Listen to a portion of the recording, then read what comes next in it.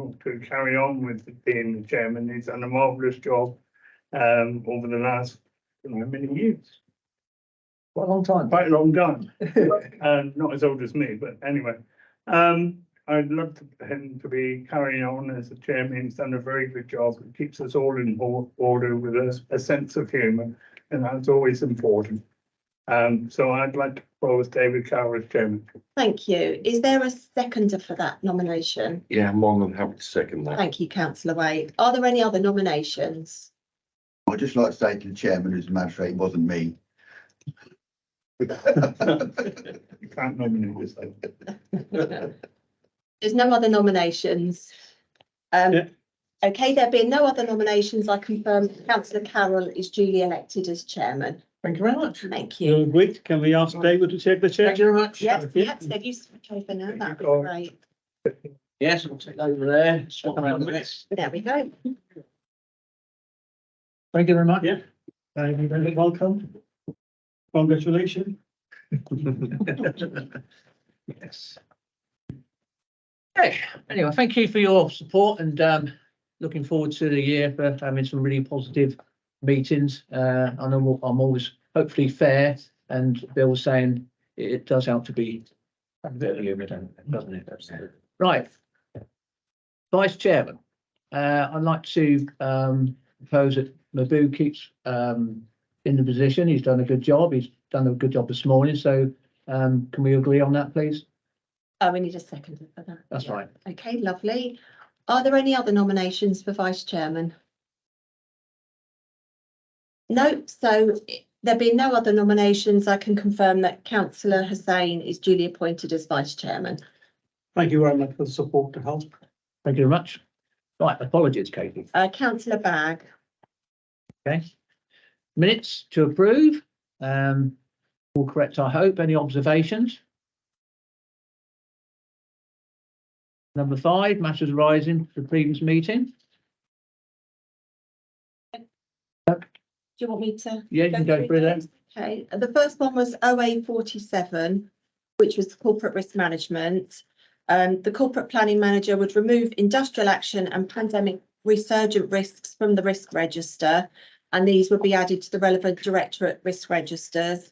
Well, we've got the corporate risk management at item 14, so I'm sure the corporate planning manager will go through it then. Thank you. The risk of USAR being withdrawn. As members are aware, funding have been secured for a further 2 years, but I'll hand over to the Deputy Chief Fire Officer who can provide an update on that. Yeah, thanks, Kate. Thank you. Yeah, just for your information, we have had confirmation that the funding will be in place until March 2025. There is an ongoing review into the whole of the New Dimensions programme that's continuing, and we're well represented on that as well. So we've obviously been trying to look to secure our USAR function in the future as we move forward. And just for members' information, on Friday, Rob Butler MP visited the team as well, just to show some support and around what went on there. And we've just had a 2-day exercise over at Westcott as well, where we've been supporting the national USAR exercises over there. So just a bit of an update. Thank you. And just one last one. Oh, sorry, was there any? Ron, I'd question. just like to say, well, I'm really pleased that the funding was secured, and I'm sure that going forward, irrespective of any election results, I can imagine that the conversation will be exactly the same about securing. And I hope that Rob Butler enjoyed all 3 days of the exercise and stayed there throughout and took part fully in it. I'm sure that he would have enjoyed that. Thank you for that positive outlook.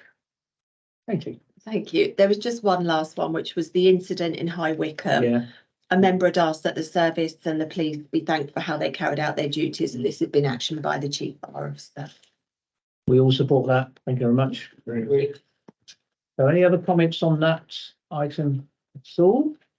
Okay. Number 6, disclosure of interests. Is there any? Bill? No? Okay. Questions? There's none, Chairman. 8. I don't think anything has actually happened, has it? No, I can confirm that there has been no covert surveillance conducted by officers since the last meeting with the committee. Okey doke. Any more observations on that? Right, number 9. Welcome, Maggie, Thank you very much. in person. I know, in person. Yes, thank you. So just one report from us today, and that's the 22-23 annual audit report. In accordance with accounts and audit regulations and the public sector internal audit standards, we're required to provide a written report on an annual basis to this committee with an opinion on the overall adequacy and effectiveness of the control environment here at Fire Authority. Within the report, I've stated that my opinion as the Chief Internal Auditor is that the Fire Authority's system of control and risk management facilitates effective exercise of its functions and provides reasonable assurance over the effective, efficient and economic exercise of those functions. It should be noted that no system of internal control can provide absolute assurance, and nor can the Internal Audit Service provide absolute assurance. The table in section 3.2 of the report summarises the assurance opinions for each of the areas of internal audit that we've carried out during 22-23, and you've been provided with those final reports at this meeting, somewhere in appendix 1 of those findings. In reaching the overall opinion, I also take into account the follow-up progress and the implementation of actions, and you'll see at appendix 2 there's the status of where we are with those at the moment. The opinion does not imply that we've reviewed all risks, as we just focus on the audit activity and the risk areas that are agreed in the audit plan every year. But we will then pick up if anything arises during the year that's a significant risk that we think needs to be looked into, then obviously we will make management aware of that. The Internal Audit Service fully complies with the public sector internal audit standards. We had our external assessment by CIPFA the year before last, and that assessment remains for 5 years. So I'm happy to take any questions on the report. Yes, Robin? Yeah, just to thank you very much for your report and time you put into this. It is appreciated. There's just 2 sections on the report which you've got in red, which we should ask yourself, which is the funding situation in the Blue Light Herb. You've got stuff around the risk residue. You say in the column opposite, you're going to update the private finance, but you should say it's in the risk residue by 2025. Second one being the Blue Light Herb funding. Maybe you could explain that, because I think the 2 things are probably almost linked. And it's also said with the corporate director of finance by 2023. Well, we are in 2023. So I hope you don't mind me asking, so you give an explanation so that those who are watching know that we are actually asking what you've actually kindly drawn to our attention. Yeah, thank you. So I think this is in the detail of the overdue audit actions, isn't it, in appendix B. So I think yeah, just under 2 actions, Councillor Secretary, just to confirm, they state that they need to be reflected in the property strategy that was approved last week in the executive committee. Section 17.4 highlights the changes we made following the recommendations from our auditors, and that's included within our property strategy. So we've taken on board the suggestions they've made. In terms of the Blue Light Hub and funding, obviously it's quite a commercial sort of matter, sensitive matter, which I wouldn't be able to discuss in this environment, but I'm sure our Director of Finance will be more than happy to discuss further in relation to the Blue Light Hub. Just to say thank you for that, and I'm assured that they are being discussed, and I'm aware of the decision in the executive committee, and at an appropriate time when it is appropriate, in a manner which you can give us that information. It would be much appreciated, even if that's confidential, or whether that goes to the executive committee and we hear about it from the minutes. I'm not sure, but as long as it is looked at, that's the main thing. Okay, any other questions anywhere? Okay. Okay, the recommendations are that members note the 2022-23 annual audit reports. You agree? Agreed. Thank you. Moving on. Number 9, I believe we've got number 10. 10. Number 10. I believe we've got someone coming in to discuss this, haven't we, Francesca? So, morning to you. Morning to you as well, Chairman. And you're going to go through with this, okay? Yes, I'll go through the report. Thank you, Chairman. So pages 36 to 46 of the reports pack contain our audit progress report. The report provides an update on the audit progress since the last committee meeting in March. In relation to the work on the pensions liability, we have now received the response from the auditor of Buckinghamshire Pension Fund, which was required as part of our work on the IAS 19 pension liability. Since the last committee meeting in March, the triennial valuation for the LGPS Buckinghamshire Pension Fund as at the 31st of March 2022 has now been released. The finalisation of this report is considered new information in relation to conditions that existed as at the 31st of March 2022. Management and the audit teams are required to consider this new information when reviewing the IAS 19 liability. As a result, management have requested an updated IAS 19 report for their share of the LGPS pension fund, which has now been provided to the audit team. We're in the process of concluding on the IAS 19 liability and expect to complete the work shortly. In relation to PPE valuations, we have now concluded on the valuation of Great Holme Fire Station and the Gerrards Cross House valuations. In relation to property, plant and equipment land valuations, the authority's external valuers provided updated evidence in early July. The audit team have sent a sample of these assets to our internal valuation department for review. We are expecting this to be completed in the coming weeks.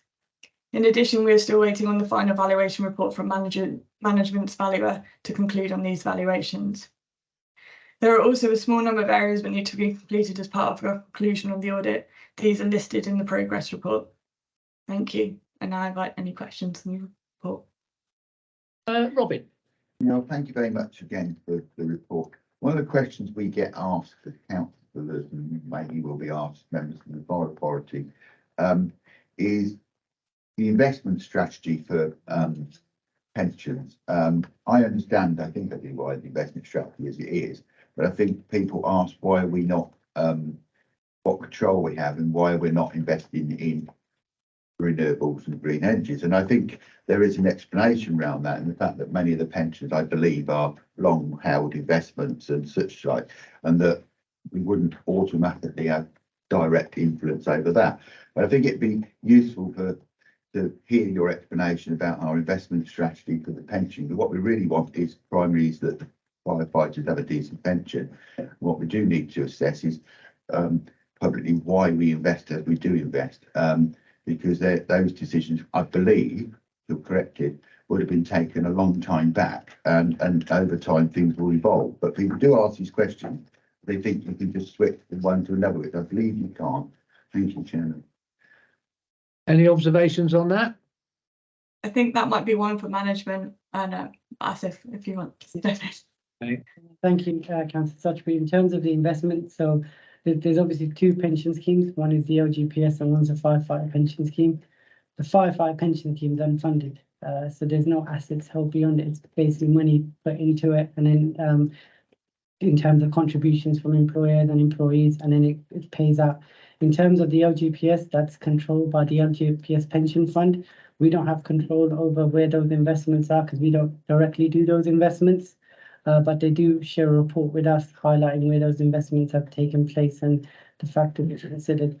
In terms of our own treasury, we obviously have our own in-house treasury that's totally separate, which is investing our own finances in terms of short-term, long-term investments. But in terms of pensions and stuff, that's kind of held with Buckinghamshire Unitary Council.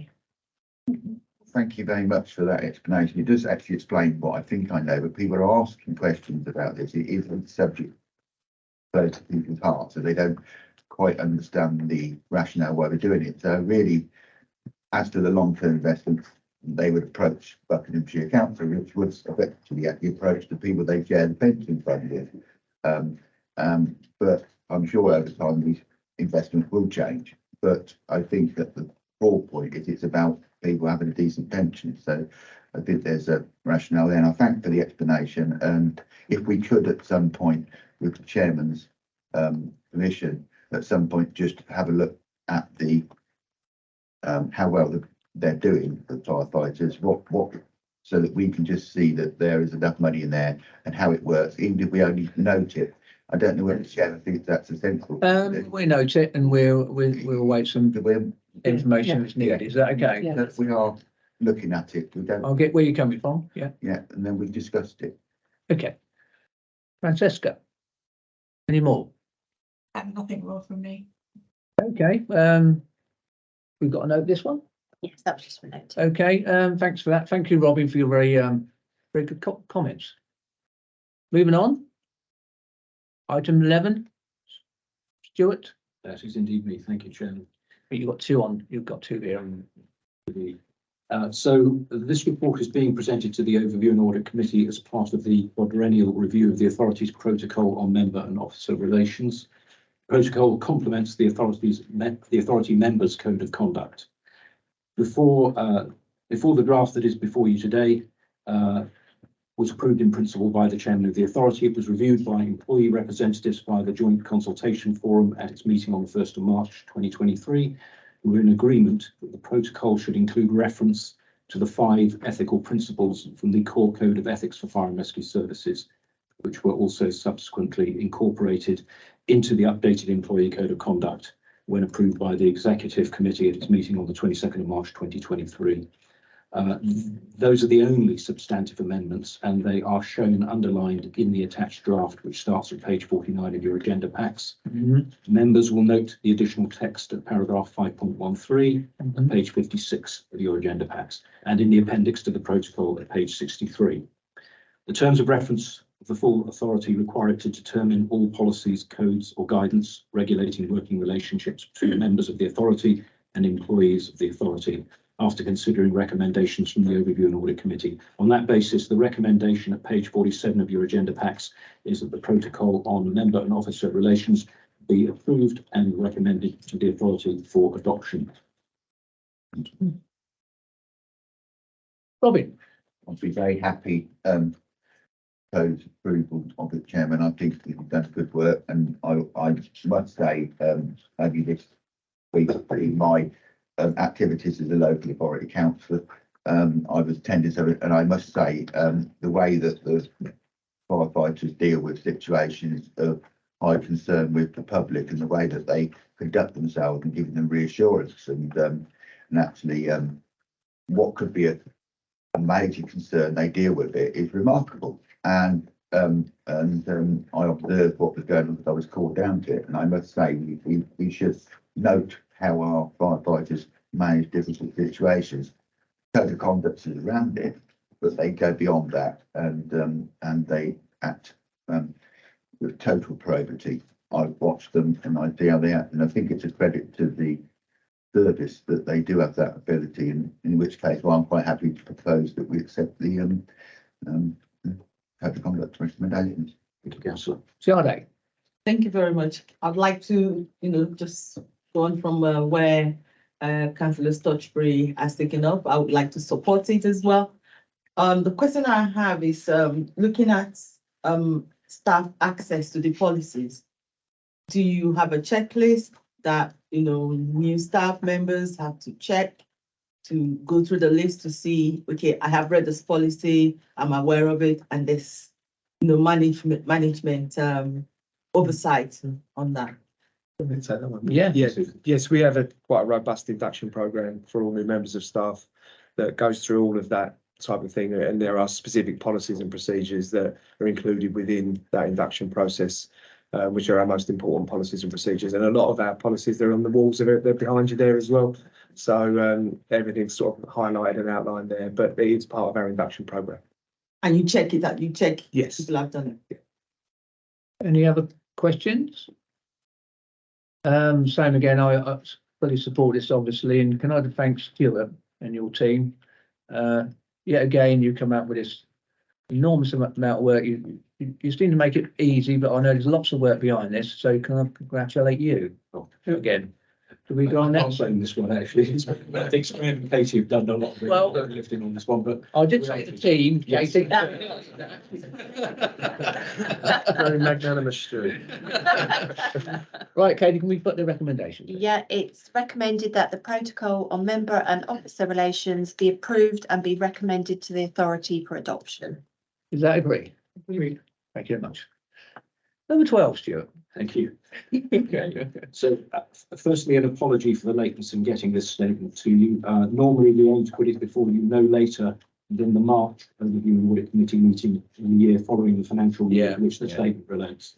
As you can see, this statement of assurance covers the period April 2021 to March 2022. The statement of assurance is very much the last link in governance chain and cannot normally be finalised until all the other key inputs are received and approved by this committee.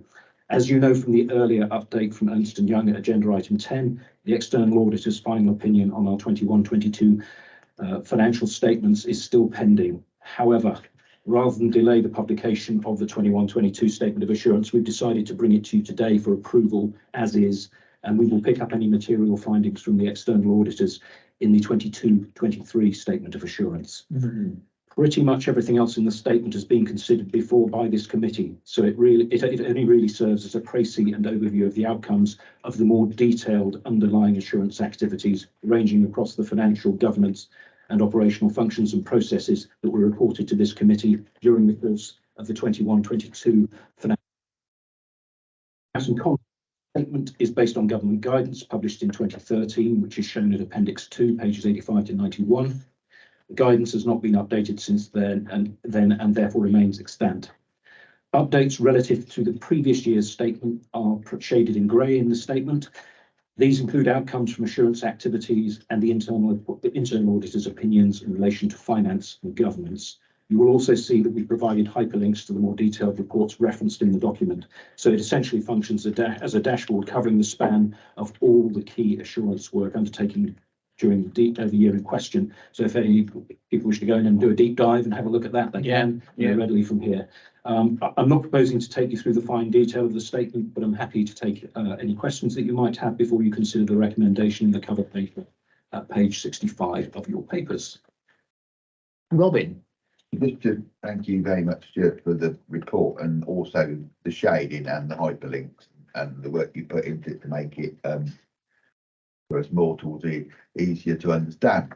I think that you're doing a good job, and I think this is something that we, with the chairman, we have discussed, and there's nothing that we raised different to what you've done. So I'm quite content with the report, and I thank you and your team for the work you put into this, because governance and scrutiny is one of the key things of any organisation, and you're demonstrating that in folds.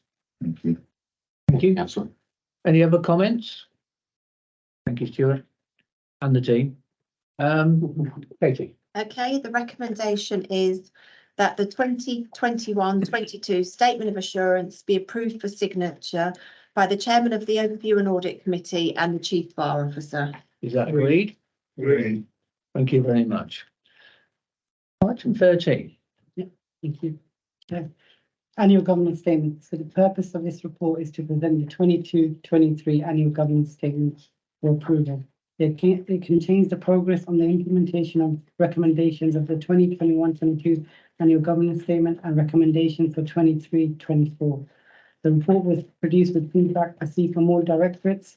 Some key highlights I would like to mention, which are included in the report, are during 2022-23, the service commenced planning for its next public safety plan, which in line with new guidance will now be known as the Community Risk Management Plan and cover the period of 2025 to 2030. An outline timeline for the planning process was presented to the Fire Authority in December 2022. In terms of public engagement, we have invested in a digital marketing apprentice, which has allowed the team to increase our presence both on social media and through community events. There are some illustrations on page 7 highlighting the work that's been done via this route. We have also expanded our KPI reporting. At the start of 2022-23, we expanded our suite of reportable performance measures to 75, covering the whole service. These are now monitored and reported on a quarterly basis within our Performance Monitoring Board, SMB, and then to the Fire Authority Executive Committee. There were the key areas that I wanted to kind of highlight in terms of what's happened in terms of 2023-24. We've obviously got two more areas that we're focusing on, in particular the EDI aspect as well, which is highlighted in the report. Thank you for your time, and I'm happy to take any questions. Sade? Thank you very much. I just want to commend the easy to read format of this report. I found it easy to read, and I think it's something that is commendable. And the marketing that has been done, reaching out public engagement equally is a good one. The question for me is, we've gone to town, we've gone to public events. Are we looking at targeting or going into colleges, universities as well, like their open days, 18-year-olds, just so that we get into, people before they become adults? And the second question is on the subject access requests. How many have we had, if any? Okay, the first question I can ask. The second one I might have to go back because the report was produced. I don't know if Kate can speak back. Okay. In terms of the first one, the HR team already go out to schools and colleges and engage with them, and usually it's their kind of days where they get different employers coming in to kind of engage with young students to kind of entice them with a career. So we are targeting kind of sort of teenagers, not sort of 16 to 18-year-olds, to kind of see if they'd have an interest in joining the fire service. So we actively do that, but we are also trying to carry out some positive action as well in underrepresented communities. And we've tried to do that in particular in the High Wycombe area, because it's an area that I was familiar with, and I found it quite easy to target certain demographics there. But we are trying to expand that throughout Buckinghamshire and Milton, and trying to reflect our service of the community that we serve. Thank you. Robin? Yeah, well, thank you very much for the report.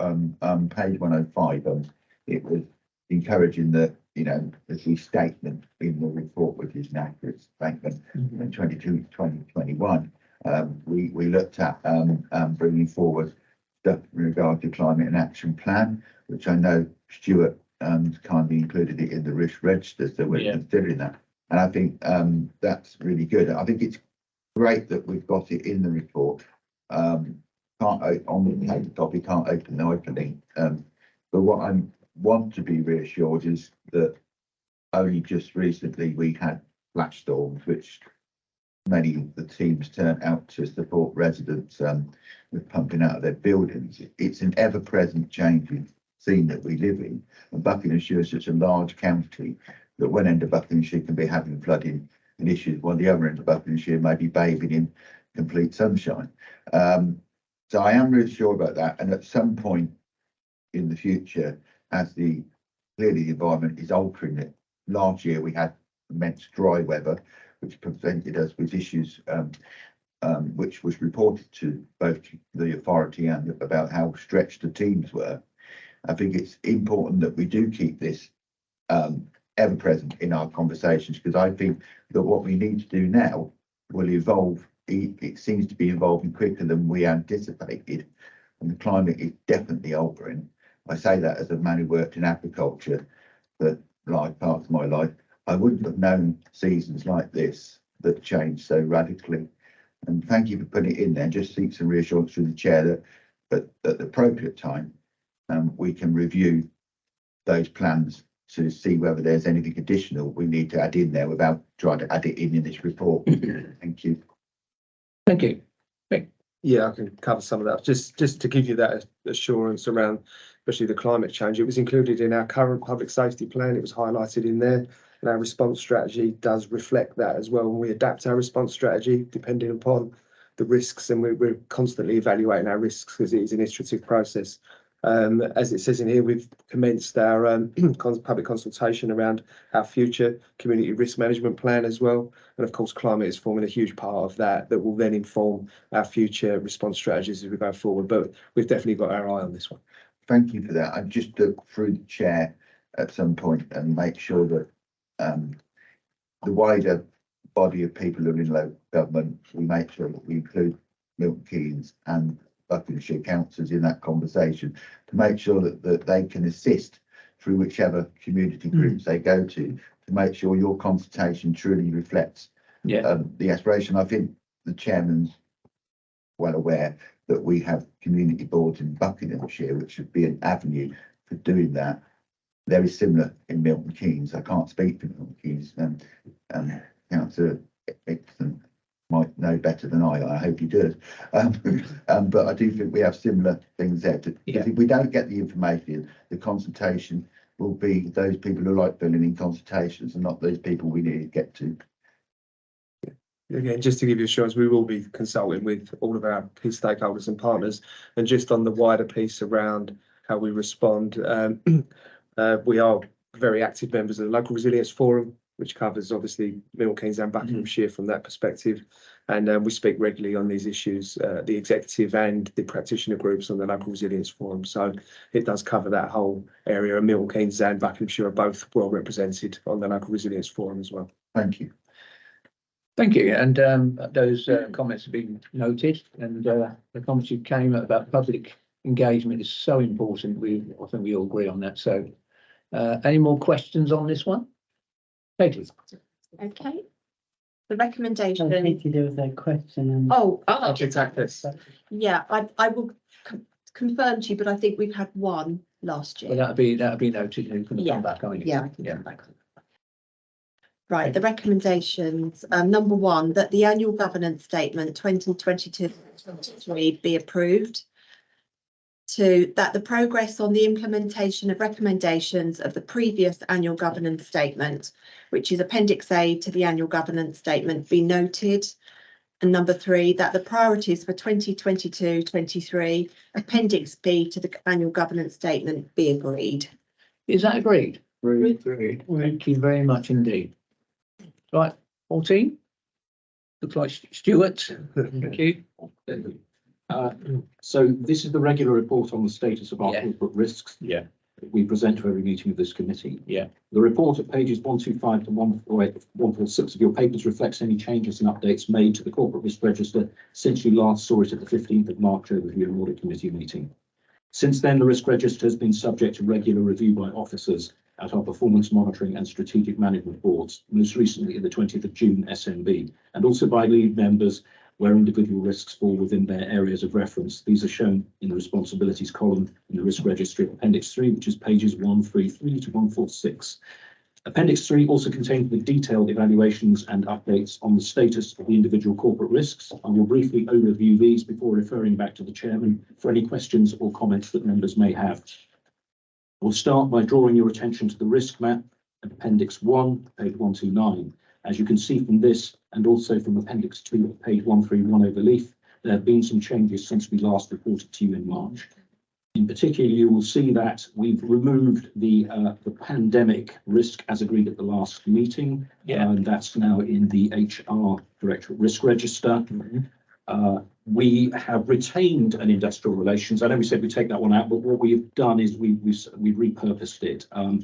As you'll recall, it was originally there in relation to the pay dispute earlier in the year. Obviously, that was settled. But what we also recognise, obviously, is that there's ongoing industrial action in other sectors, which clearly can have an impact on us as a service and our staff availability in particular. Sectors like education, obviously being an obvious one where staff have childcare responsibilities. So we pulled that one out from the general staff availability risk just to give that a bit more focus.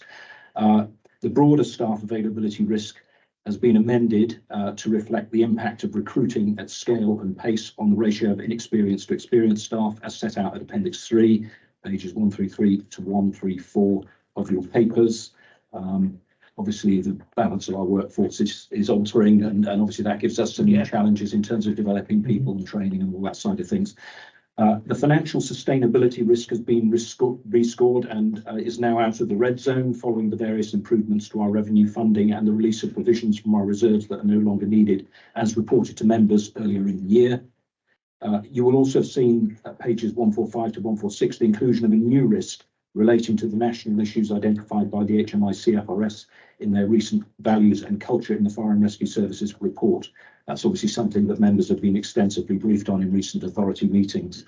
The information security risk status is unchanged from the last time you saw it in March. However, we continue to make improvements to our cyber security as reported in the update at page 139 of your papers. Finally, we've obviously just touched on this earlier in relation to climate change. I can confirm that the specialist off-road appliances mentioned at page 144 are now being deployed to enhance our response to any potential incidences of wildfire, along with specialist training and also engagement with the NFU and the Forestry Commission to help assess risks and identify opportunities for mitigations.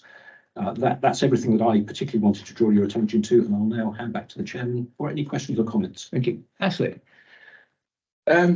Recruitment number 3. Pet topic.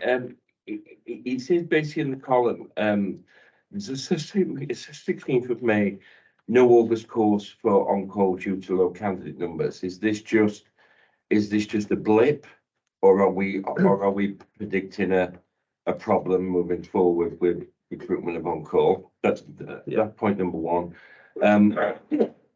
Point number 2 is obviously on the June comment. It basically said a pool of candidates has been created. Should any of them leave the course unexpectedly? As an observation, I think that's a fantastic way moving forward. Absolutely outstanding. And the last point is, and again, I don't know if this is the right format for this, there doesn't seem to be anything within the risk register within this format relating to basically responses from social media versus adverts versus job fairs and everything else, and a bit of a breakdown of where we're basically attracting these people from would basically help a focus in terms of that. No problem, because obviously I've just looked at social media. We're obviously advertising on Facebook a lot more than what we were in the past, which is great, but obviously it doesn't appear to be generating results. And potentially, is that a risk or not?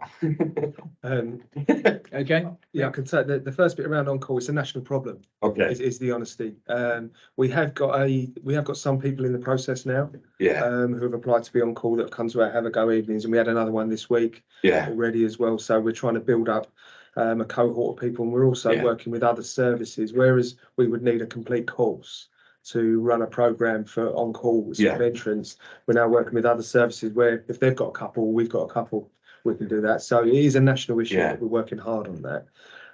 On the other bit around, thanks for your comments on the pool, and actually that's borne fruit because we had 18 people that were offered jobs, and 2 of those have had issues with medicals. So therefore we've had to dip into the pool already, so that's already borne some fruit. And with regard to the piece around bringing a report back around or including the report, I think what we are drafting up is a workforce planning report that will cover all of those aspects, which will be around recruitment and then how we train and develop our staff as well to get into those sort of supervisory manager positions. And we'll be bringing a report later this year with all that and with the breakdown of the recruitment and the fallout as well, where people fall out of the process. Because when you look at sort of our selection processes, you can almost say it's a deselection process. Because people drop out all the way through, but it's about understanding how and when people drop out so that we can then actually look at how we're doing our selection and who we target and how we target so that we can get the right people. So thanks for sort of some of your comments previously as well. It's helped us shape all of that. But we will be bringing a workforce planning report later this year that includes all of those things. I mean, the biggest change for me when we've had these previous meetings and everything else is we don't specifically have an attraction problem. It's more within a process, and as you said, a deselection process is a good way of looking at it from that point of view. And I think the more data you've got on that, the more will help us to basically look at that moving forward, because you're attracting people even in this climate and everything else, which is outstanding. It's just getting them through the finish line, and then when you get them through, keeping them. Because that's a bigger problem now as attracting them. Absolutely. Because they move in different directions wholeheartedly. Yeah, we did discuss that yesterday. Onboarding is a problem which so many companies don't take serious. Completely. Okay. No, thank you. That was great. Okay. Good comments. Robin? Yeah, well, thank you again for the report. positive statements around the involvement, as you stated earlier on pages and one before about the involvement of the NFU and other partners in resolving those issues. That's a really good reaction to the questions that we raised.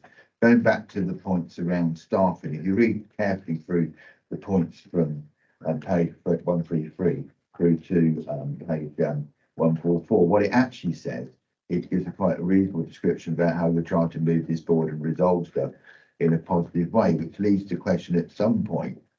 Clearly, we hope that the staffing issues will be such a buoyant situation that we wouldn't see it on a risk register, because we can go into the some point an explanation around how we staff people is a separate question, but that's there. The other thing in the report, which I think probably is a question, is there's a sort of brief statement around how we deal with the London Fire Brigade situation and the questions around equality, which I think Stuart's captured quite well. I believe, and would support the fact that I don't think those situations, fortunately, is something that we see in our firefighters in Buckinghamshire. But that alone, and also, and I didn't see it, Stuart, and if I missed it, I apologise. Development is changing, and we witnessed what happened in London in fire in tower. Are we moderating, especially as I noticed that there's more high-rise buildings likely to go up because of the economic situation? They may not be tower blocks, but with people's affordability tends to drive properties to be more high-rise, and we may see more of that.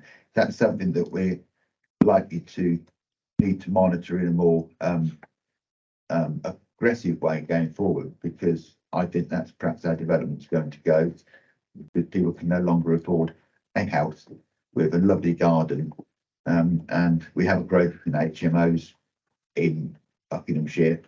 I don't know what it's in Milton Keynes, because people's affordability, people are moving into HMO accommodation, not because they wish to, but because they economically need to live somewhere and be where a job is.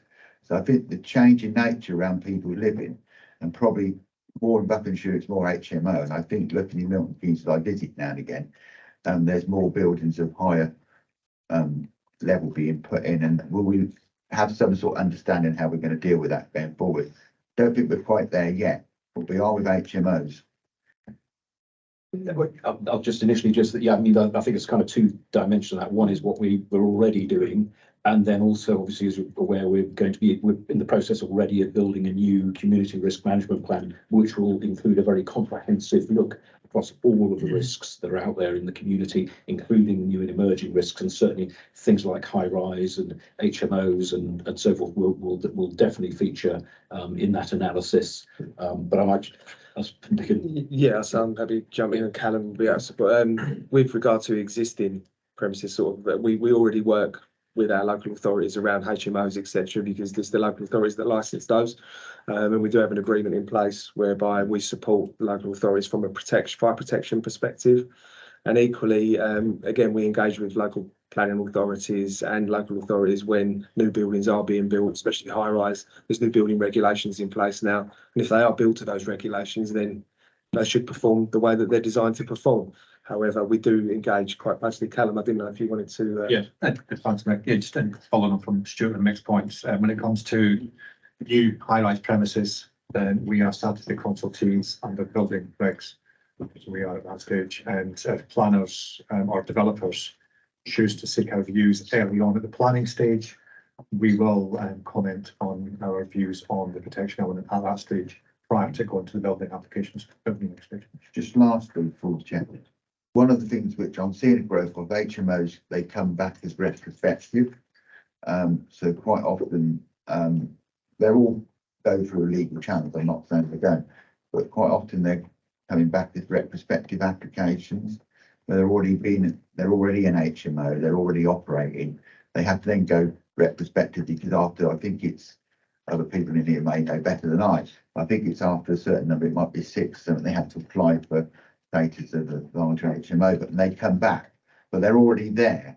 And I just want to make sure going forward, because some of the people living in HMOs are going to be some of the most vulnerable economically in our community, and also some of the most transient employers in our community, that we are aware of that. I think you said that you're working with them, but I do think the fact that they're retrospective means that do we have any role in as an authority sort of pointing out that retrospective is wrong, and they should have a more stringent approach to them, because when something's done in retrospective, the influence that we have or could have if we chose to on that construction, be fire doors, be entrance into the building, is limited, because retrospective applications seem to be transferred through local authorities quite quickly. So through delegated powers, and which means members like ourselves don't always get to look at them.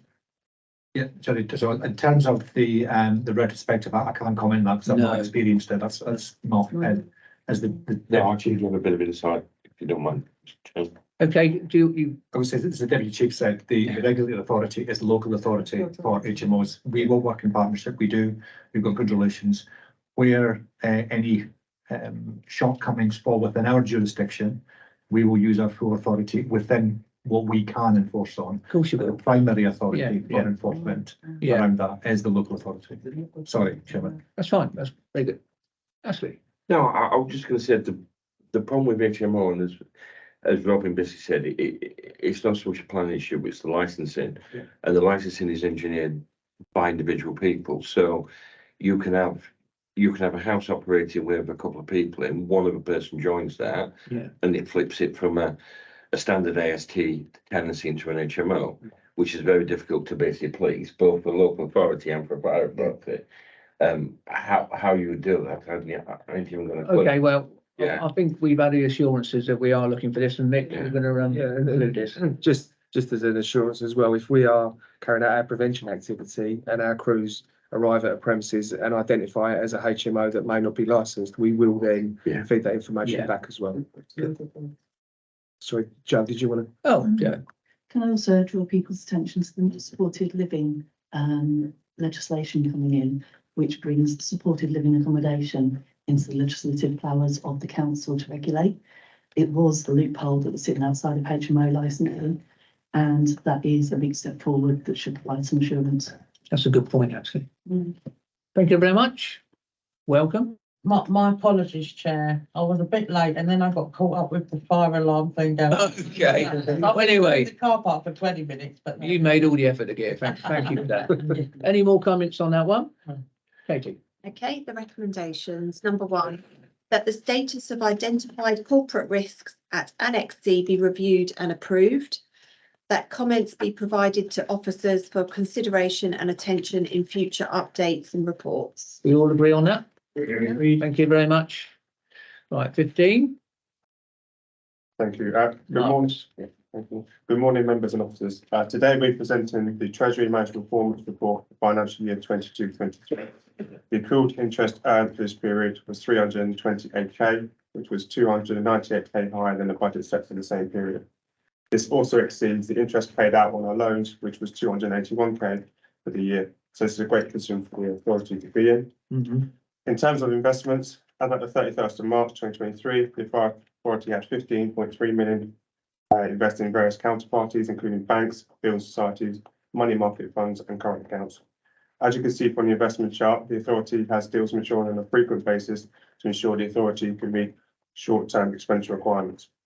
During 2022-23, the base rate rose from 0.75% in April 2022 to 4.25% by the end of March 2023. The authority has been able to benefit financially from the several increases in the base rate, hence the overachievement made. In terms of borrowing, during 22-23, the authority repaid a maturing BWB loan for 620k. By repaying this loan, this reduced the authority's loans to 6.177 million. This loan repayment did not impact our revenue budgets. I thought I'd take this opportunity to talk about what's happened so far in the current financial year 22-23-24, which I will report in more detail at next authority meeting. I will first talk about the loans before moving on to investments and budgets. During May 2023, officers took the decision to repay another loan early, and it's equated to 627k. That was due to be repaid in 2056. This with a discount of 45,000, so it's a little saving there. This reduced our total loans to 5.55 million. The next loan that's due to mature is in March 2024, and this is for £1 million, and funds have already been set aside to repay this one due. All officers are also monitoring the discount that could be achieved from an early repayment of another loan, which is 2.174 million, and that is due to mature in 2053. Officers will inform the lead member before any final decisions are made. So potentially, by the end of March 2024, the authority could be in a position whereby the total loans outstanding equate to 2.4 million, and this can be paid within the next 10 years. If we do decide to repay this loan, this will also reduce the burden and the pressure on the revenue budgets in terms of interest payables, reducing this from 281k to 121k. Moving on to budgets and interest. At the Fire Authority in February, the MTFP was approved, and this increased the investment budget to 350k.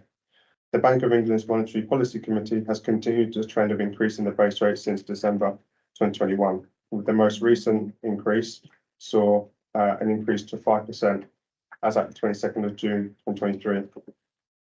This has already seen an increase of 0.75% since April, with the next review date being the 3rd of August 2023. The authority has been able to benefit from these increased rates when investing in surplus funds, and the likelihood is the authority will exceed the budget and generate additional income for the authority, which will be reflected in the monitoring reports. Finally, I will continue to monitor the cash flow position on a regular basis to ensure that the authority can meet the short-term expenditure requirements and maintain adequate liquidity. Thank you, and happy to take any questions. Robin. Yeah, thank you for the report, and the observations you make around the interest rates are interesting. There seems to be a huge lag between the financial experiment, which started the raising interest rates, between the actual rate that we pay and the rate you borrow. There doesn't seem to, it seems to be most unfair that interest rates have gone up to such, and the actual rate you get paid on the £15 million you cite that we've invested is dragging somewhat behind that. And that's the same for every household in the country who's got savings. That seems to be somewhat unjust. I don't know quite at what point that will correct itself.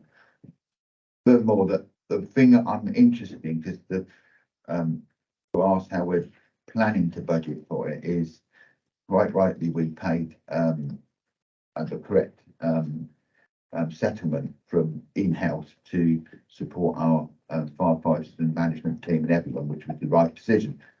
What I want to see assurance is that how we're budgeting out for that, because it was certain decisions that were taken, and my memory serves me right, that allowed us to fund it from in-house. Are we going forward? We will rightfully need to meet that requirement in the next financial year and the one after that, and we need to make sure that we're budgeting within the totality of what we're doing to actually assure that we can meet that and don't find ourselves in a situation thereafter, because it was the right decision to pay the pay increase, that's been no doubt, and maybe a bit more, but are we budgeting to go forward and to ensure that we can meet that, because that will be a question we'll ask you later in the year when we're doing budget, and the assurance that we are factoring that in the way that we're looking at it, especially if we had a higher interest rate on the money we've got in savings, that would go some way to meeting that, whatever, because it was a niche decision, which we had certain things that came forward that allowed us to meet that from in-house. It wasn't any money from central government that met that settlement. Thank you. Yeah, I'll take that. So just the first bit around the interest rates and stuff. Actually, we are seeing our interest rates returning around 6% now in our most recent ones, which is higher than the base rate that's currently being offered. Yeah. So we are actually seeing slightly better returns than the actual Bank of England base rate, which is good news. But we wouldn't want to rely on the interest rates to cover pay awards in future years, because as you can appreciate, interest rates fluctuate. So this year might be a really good financial year. Next year might drop again in a few years. So that doesn't really get built into the base. So how are we managing that? As part of our medium-term financial plan, we've considered different pay options and we've built it already in. So at present, for next year, we've built in for 5%, and then we're building in 4% from then onwards. Having said that, we're re-looking at that again, because as you can appreciate, quite recently, as in last week. There was a pay offer to teachers and the police and stuff around 6.5%, 7%. Taking that into consideration, we're going to relook at our pay awards again and try and possibly uplift them again in terms of our NTFP for 24-25 onwards. Yeah, thank you. Because historically, fire authority pay used to be tagged with the police pay. I think they broke that down generations ago. So where we'll be on the recommendation, I think it'd be interesting to know where we are between the percentages which were offered in when the government accepted the independent pay review. Okay. Any other questions? Katie? Okay, the recommendation is that the Treasury Management Performance 2022-23 be noted. Agreed. Thank you very much. Item 16. Thank you, and good morning, everyone. And I must say this, it's been a challenge, but obviously a big challenge for us, but thanks for your work. Thank you. Very important. Not me, it's the rest of the team. And the rest of the team. Yeah. So this is the quarterly update on our progress against our HMIC round 2 report, and the causes of concern for EDI and prevention. The Equality, Diversity and Inclusion Objectives 2020-25 Year 3 update was presented to the Fire Authority in June, and it highlighted the work done and the plans for the coming year. The Prevention Improvement Plan that supports the HMIC plan is also being presented today for its mid-term review by Joan. Whilst round 2 feels like a distant memory, our round 3 inspection recently took place across April, May and June this year. The HMIC interacted with approximately 120 of our staff via interviews, desktop reviews, workshops and station visits. Whilst we have had an initial high-level debrief, it did come with a health warning stating it was only a partial view and remained subject to change. But they were keen to say that our staff interacted well with them and they thanked them for all their inputs. The full report will hopefully be released. In the report it says October 23. I'm now going with by the end of the year because autumn apparently is a long period of time, so we hope to have it by the end of the year. On a final note, on the 4th of July, we received a letter explaining that due to His Majesty's Inspector Matt Parr leaving, HMI Rural Wiltshire will take on responsibility for our service. As our round 3 inspection has already started, Assistant HMI Shantha Dickinson will continue to support this process until publication to ensure continuity and a smooth transition to our new HMI. Thank you for your time. I'm happy to take any questions. Robin. Dale, we look forward to the full report and get opportunities. I thank you, Annie, for the work you do on this and the fact that you're putting forward the best options that we do as a authority. And now we're trying to meet diversity and inclusion, and I thank you for all the work you're doing on that. I think that we need, mentioning the points made about employment, which is always an issue that we need to be conscious of the fact how we attract people in. I know the challenges around that because I've seen them, and that's a constant challenge. It's not through lack of trying to attract young diversity, it just doesn't happen. I noticed colleagues said earlier about how we get into education to, which I know you do, but how we actually make it a attractive offer to attract young ladies and young boys to come forward to be firefighters in equal proportions. That's a challenge for you. But I do look forward to the report, and I thank you for what you've done and listening to you and the diligence that you do this stuff. It's going to be applauded. Thank you. We all agree with that. Any other questions? Thank you. Okay, the recommendation is that the committee note the updated HMIC FRS BFRS Improvement Plan May 2023. Is that agreed? Agreed. Thank you very much. Item 17. Yeah. Thank you. Bringing to you today a midterm review of the Prevention Improvement Plan. Now, the Prevention Improvement Plan was brought in following our round 2 inspection, a prevention evaluation and the introduction of the Prevention Fire Standard. So it contains 6 recommendations and associated actions. That plan was originally drafted with the thought of it lasting for a 3-year period, so 18 months in. It was timely that the midterm review occurred to see if the recommendations initially set and acted upon were still relevant. From the work that's been done at that midterm viewpoint, we had 28 recommendations marked as complete. That's a 47% completion rate. Now, progress on the 5 areas of that improvement plan ranges from 27 to 71% overall. Areas of strength were around our strategy, vision and leadership, with the prevention strategy being brought in and a number of actions associated with that, including the reform of our station objectives so that they relate more directly to local data sets and linked into local data patterns within service areas. We also had increased working with our data intelligence team that had a significant impact on our efficiency and effectiveness within there. Our weakest area related to management of systems. Now, if you look at the management of systems as a whole, we've formed how the processes operate within service. The final piece of that jigsaw is now working to further develop our electronic data system. And that's the piece that will take that forward. That work commenced earlier this year and is ongoing. When it delivers, then that area will move forward and be in line with expectations. If you look at page 172 of your pack, when we reviewed at the midpoint, we found that there was one addition to the recommendations, and that was the review of our Firewise programme, which is about intervention for young people who have an unhealthy or interest in fire setting. And there was the action to remove 2 points, both related to work with Princess Trust. Now, for those who are aware of the serious violence duty and requirements in fire and rescue, we do need to have a youth division.